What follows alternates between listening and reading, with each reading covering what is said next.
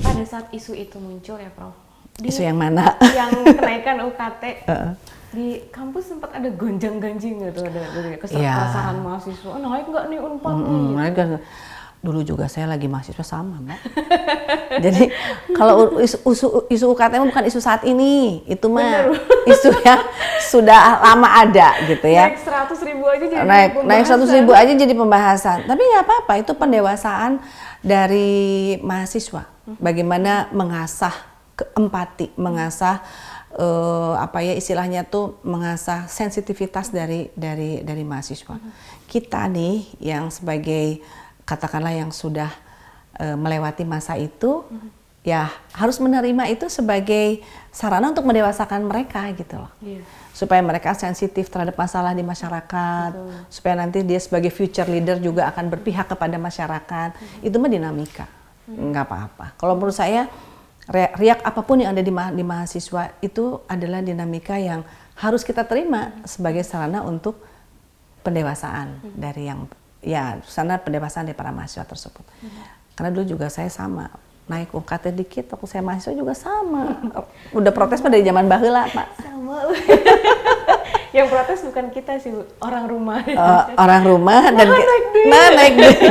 Atau misalnya gini, selain orang rumah juga kan mungkin kita tidak merasakan sulitnya bertambah sekian ratus ribu. Tapi teman-teman kita ada yang kayak gitu. Jadi biasanya yang memicu kegiatan yang memicu protes mahasiswa itu adalah solidaritas.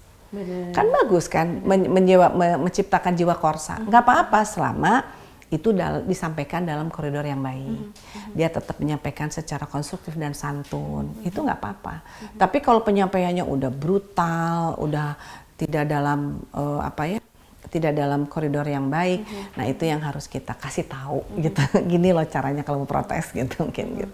Buat memastikan aja Prof, kalau misalkan kenaikan UKT ini menurut Pak Menteri akan ditetapkan untuk mahasiswa baru 2024. Kalau di Unpad dipastikan tidak ada kenaikan. Saya belum mendengar akan ada kenaikan, tapi saya pernah mendengar statement bahwa insya Allah tidak akan dinaikkan.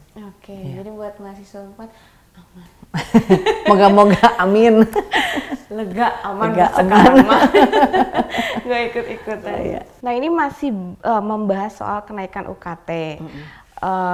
Di samping nih ya, maksudnya kondisi keuangan keluarga yang menjadi penyebab gitu mahasiswa mengeluh, ada lagi nih Prof, alasan lain di mana mahasiswa tuh mikirnya kita bayar UKT mahal, UKT naik terus, tapi fasilitas yang kita dapat di kampus itu kok gitu-gitu aja gitu. Itu gimana memandangnya Prof? Jadi gini, kalau kenaikan UKT akan dijalankan dengan perbaikan fasilitas, sepertinya memang berat. Karena kenaikan UKT itu makanya sampai harus ditingkatkan gitu ya. Karena berarti kebutuhan dasar untuk penyelenggaraan pendidikan memang udah nggak cukup gitu, apalagi untuk memperbaiki fasilitas yang lain. Namun saat ini untuk memperbaiki fasilitas itu banyak cara selain dari UKT. Ada hibah dari luar negeri, ada hibah dari dalam negeri, ada hibah dari Kemendiknas gitu ya, Kemendikbud maksudnya.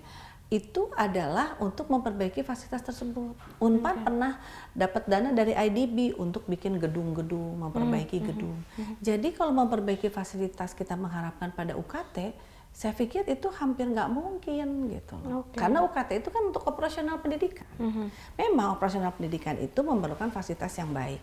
Tetapi kalau kita mengharapkan dari UKT untuk operasional pendidikan plus perbaikan fasilitas, jadi naiknya mau berapa tuh UKT? Ya kan? Karena perbaikan fasilitas itu juga costly gitu. Nah disitulah kenapa saya sampaikan tadi kita harus ngajak kerjasama nih. Misalkan kita dulu pernah terjadi di fakultas saya di farmasi, perbaikan satu lab, kita ngajak dari misalnya laboratorium klinik tertentu, misalnya waktu Prodia dia ngasih alat-alat yang canggih-canggih gitu. Jadi kita punya lab baru alatnya canggih tapi kita nggak beli gitu. Oke. Karena kita dapat kerjasama seperti itu, dapat hibah-hibah. Atau kita bisa juga kerjasama dengan alumni ya kalau lab itu. Misalnya ada bahan lab atau misalkan ada alat lab yang di industri kan itu biasanya diremajakan setiap 5 tahun sekali. Nah, dimusnahkan jangan dimusnahkan, sini masuk ke fakultas. Karena menurut mereka nggak canggih, kita mah masih kepake gitu. Ya kadang mindset mahasiswa kan gitu ya. Kita bayar buktinya apa nih gitu. Nah, tapi saya juga balik lagi ke mahasiswanya. Artinya kalau nanti fasilitas itu baik, fasilitas itu sudah diperbaiki, tolong dirawat. Gitu. Karena apa? Karena contoh merawat toilet aja. Kadang-kadang mahasiswa nggak mau gitu. Sementara padahal fasilitas itu kan buat dia juga. Kalau misalnya bersih, nyaman kan buat mereka juga tinggal di situ. Ya. Misalnya ada yang suka duduk di meja sehingga mejanya pada gitu kurang lebih gitu. Jadi kita kembalikan kepada kita semua sebagai keluarga besar dalam satu universitas. Oke, ini diperbaiki, tapi tolong dirawat. Nah, seperti gitu. Atau misalnya yang belum sempat diperbaiki, ayo kita sama-sama cari alumni kita perbaiki bersama-sama dengan dana dari alumni tersebut. Nanti kita tinggal kasih tahu kan bahwa lab ini misalnya atau ruangan ini direnovasi oleh siapa. Kita kasih namanya di ruangan itu. Itu banyak cara. Itu sudah dilakukan di beberapa universitas. Baik, ini kita bicara UKT sudah selesai ya, dan untuk dipastikan untuk mahasiswa 4 untuk saat ini kalem weh. Kalau belum naik. Setelah UKT nih, Prof, ngomongin soal riset, gitu kan. Selama ini urusan riset di Indonesia ini kan kepentok dengan banyak nih, kepentok dengan soal dana. Kita punya ini tapi kita kepentok sama dana nggak ada. Itu juga yang mengakibatkan ada pandangan bahwa riset di Indonesia ini tertinggal dari negara-negara ASEAN. Iya. Dilihatnya seperti itu. Bagaimana Prof menyikapinya? Jadi gini, riset itu ada beberapa kategori. Ya. Satu, riset dasar. Riset dasar nggak boleh tinggalin, karena tidak ada riset hilir tanpa riset dasar. Kedua, ada riset hilir. Riset hilir juga ada 2. Basisnya teknologi readiness level atau demand readiness level. Kalau TRL, teknologi readiness level, kita menyatakan kita sudah melakukan riset bertahun-tahun secara bertahap sampai pada tahap yang advance yang kemudian bisa digunakan oleh industri. Berarti dia TRL-nya tinggi itu. Teknologi readiness levelnya tinggi untuk di downstream, untuk digeser ke skala pilot ke skala industri. Nah, namun biasanya tidak semua TRL ini diperlukan oleh industri. Menurut kita mah penting, menurut industri mah nggak marketable. Jadi tidak semua yang TRL-nya tinggi bisa digeser ke ke produksi di industri, nggak semua. Nah, ada lagi riset namanya demand readiness level. Artinya demand-nya udah kenceng nih, udah ready nih pasarnya, gitu ya. Demand readiness level-nya udah tinggi, pasarnya udah kenceng, udah perlu. Kita tinggal merisetkan ini yang paling enak. Karena apa? Marketnya ada, risetnya pasti didukung oleh industri yang punya market. Contoh yang stevia itu. Demand-nya tinggi, dia pengen dapat gula yang aman, alami, dan dia tidak beresiko terhadap diabetes misalnya. Malah stevia itu bisa mengendalikan kadar gula darah berdasarkan hasil riset. Demand-nya banyak kan, tapi ada masalah, aftertaste-nya nggak enak.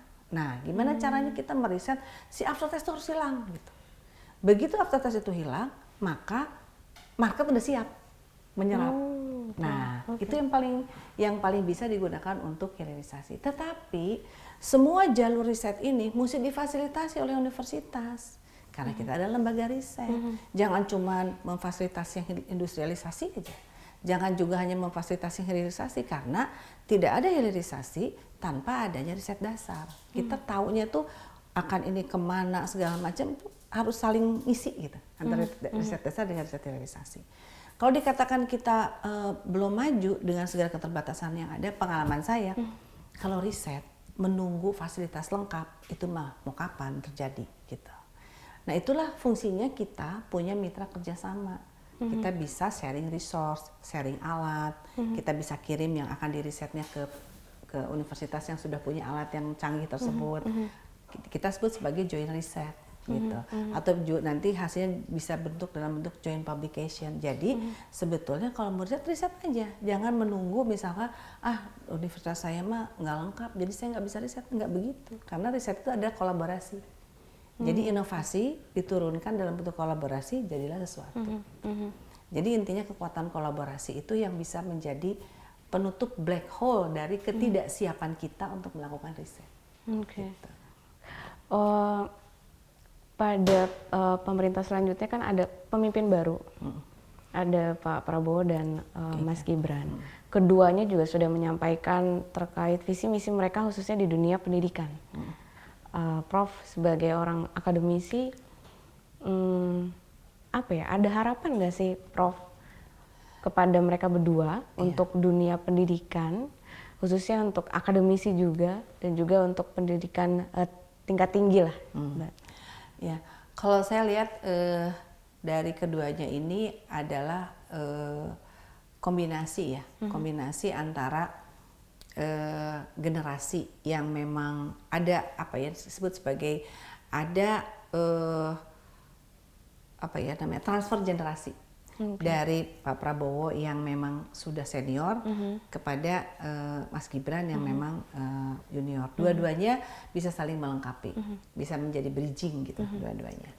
Nah, terkait dengan program-programnya apa aja, nanti kita tunggu secara realnya seperti apa. Tapi kan salah satu yang kita dengar ada ingin memberikan makan gratis, susu gratis. Mungkin untuk kita yang di kota besar itu tidak terasa sesuatu gitu ya. Tapi untuk mereka yang di pinggiran, yang makan aja nunggu ayahnya punya uang gitu, itu tuh meaningful gitu. Nah, tinggal sekarang bagaimana kita bantu tata kelolanya yang baik. Karena tentu mengatasnamakan anak dari 270 juta populasi di Indonesia gitu. Itu kan let's say kalau misalkan generasi Gen Z-nya aja yang mau dikasih misalkan katakanlah 30% atau 40%-nya aja, itu kurang lebih 100 juta malah lebih gitu. Nah, itu bagaimana kita sama-sama membantu untuk tata kelolanya yang baik. Bagaimana menjaga agar yang diberikan itu betul-betul berkualitas. Dan juga bagaimana mensertifikasi tempat yang membuat masakannya itu betul-betul tempatnya bisa dijaga higienitasnya. Sekali lagi memang ada resiko memberi makan banyak orang itu kan. Apa tuh? Ya resikonya resiko higienitas gitu kan. Nah, itu sebetulnya mungkin kita nanti bisa memberikan masukan-masukan gimana caranya supaya program ini bisa berjalan dengan baik, higienitasnya terjaga, tetapi tidak costly gitu. Tidak costly, tidak perlu ada lembaga baru misalnya untuk sertifikasi catering, nggak perlu. Sebenarnya itu kita bisa lakukan berjenjang dengan sumber daya yang ada di daerah gitu. Itu pernah saya sampaikan juga.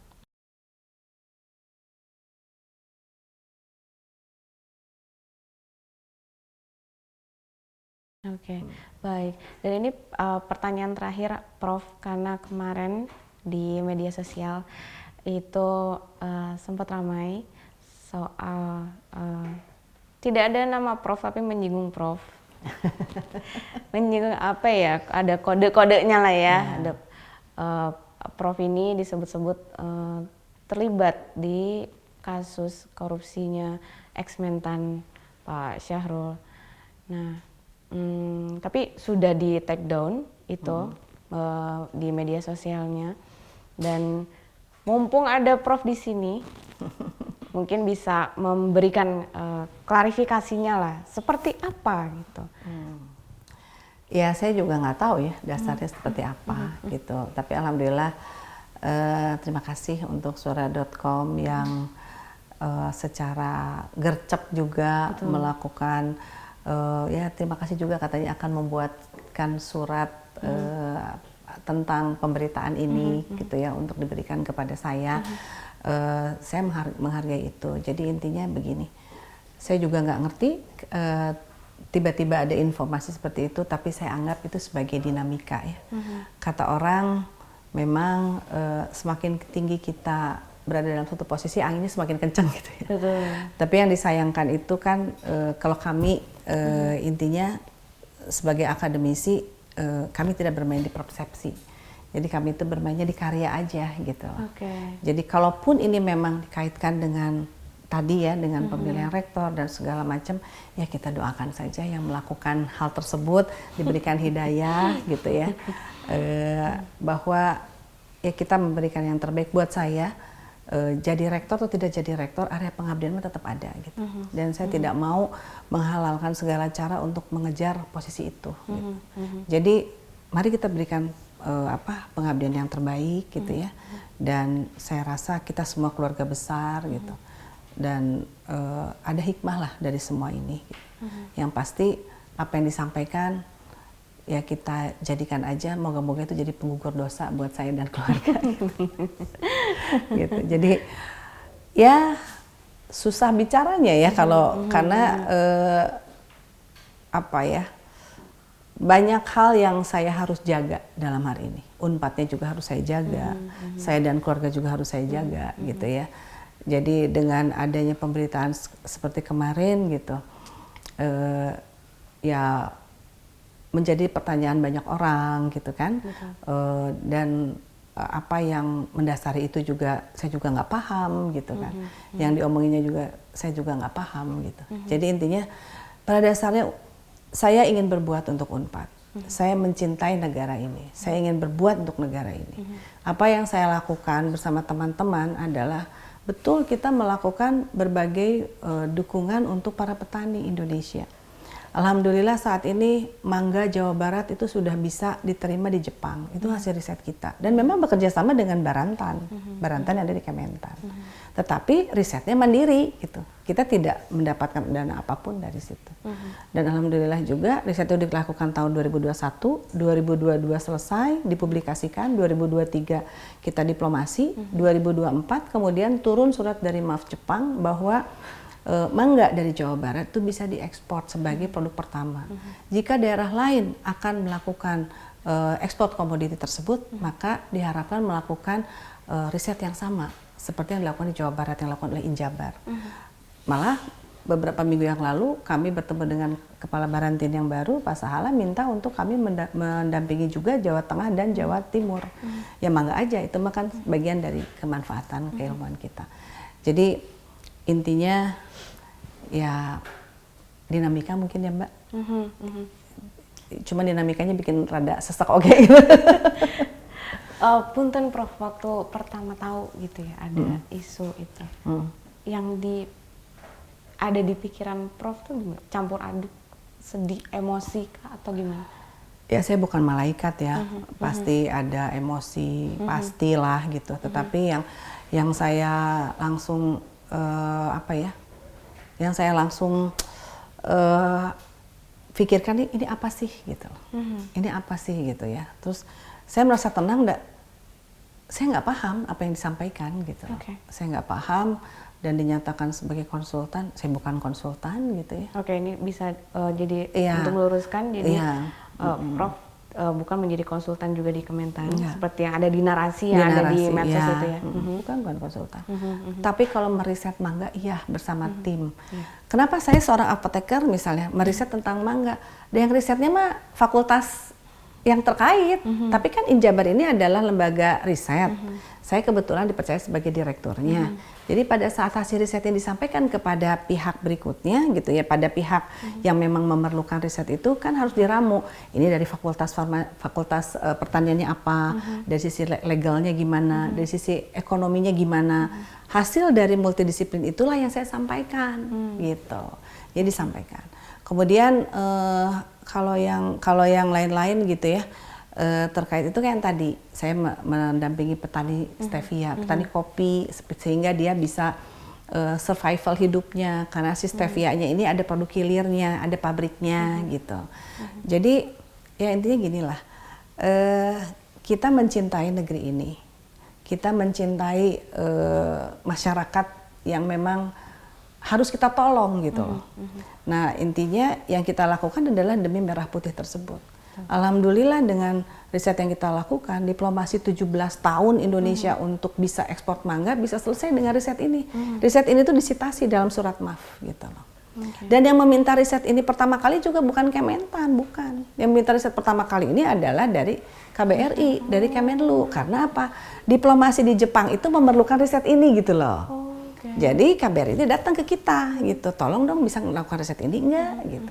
Lalu kita ya namanya juga lembaga riset, kebetulan juga kita punya hubungan baik dengan pemerintah Provinsi Jawa Barat waktu itu, akhirnya kita mendapatkan dana riset yang diarahkan untuk riset tentang mangga ini. Tapi kan ada buahnya ya, hasil riset tersebut, bahwa hasil riset yang kita publikasikan di jurnal internasional itu diterima oleh MAF Jepang. Jadi ya mungkin semoga ini menjadi sumbangsih kita gitu loh. Kehadiran seorang akademisi tidak hanya dia menjulang tinggi menjadi world class university, tetapi dia juga mengakar kuat karena bisa memberikan manfaat terhadap masyarakat sekitar. Itu aja Mbak. Itu yang sebenarnya mungkin di masyarakat belum tahu, ya kan? Ya kita doakan aja. Karena saya bilang gini, pada saat itu juga masuk ke dalam IG saya gitu ya. Sampai diserang ke masuk ke IG saya gitu. Terus terang ya, karena saya mah nggak punya Twitter kan, nggak punya Twitter, hanya tahunya IG, jadi masuk ke IG saya. Saya baru tahunya tuh setelah masuk ke IG saya gitu. Nah, cuman ya itulah ya, di situ alhamdulillah saya punya istilahnya itu punya keyakinan bahwa apa yang disampaikan itu saya nggak paham apa gitu. Makanya reaksi saya hanya ya sudahlah, mari kita aja berbuat aja yang terbaik buat sekitar kita ingin bermanfaat gitu ya. Kita doakan saja yang melakukan hal tersebut disadarkan gitu ya, dapatkan hidayah, dan insya Allah kita mah jalan terus aja untuk Indonesia. Harus legowo juga ya. Ya biasalah kata orang kan demikian, walaupun kita mah nggak biasa ya dapat begitu. Ya itulah, jadi intinya ya kita lihat ke depan aja. Yang sudah mas sudah, hatur nuhun nih, malah jadi hikmahnya kita jadi ketemu ya. Jadi ketemu, benar. Ada hikmahnya juga. Baik, terima kasih sekali Prof atas waktunya. Sama-sama, terima kasih. Jangan kapok. Enggak, insya Allah. Main-main ke kantor sura.com. Mangga. Terus kapan-kapan juga kita bisa diundang ke iya dong, silakan. Ya, ke Jatinangor atau ke Jalan Banda di kantor saya. Oh boleh, karena mereka ini senang sama mojang-mojang. Oh gitu ya. Baik, ya sahabat sura.com, demikianlah wawancara khusus saya bersama Prof. Kerry. Terima kasih atas waktunya. Dan sahabat sura.com, jangan lupa masih banyak program-program menarik lainnya yang bisa disaksikan di media sosial sura.com, YouTube, Instagram, dan juga di websitenya. Saya Ria Rizky pamit. Assalamualaikum warahmatullahi wabarakatuh. Waalaikumsalam warahmatullahi wabarakatuh.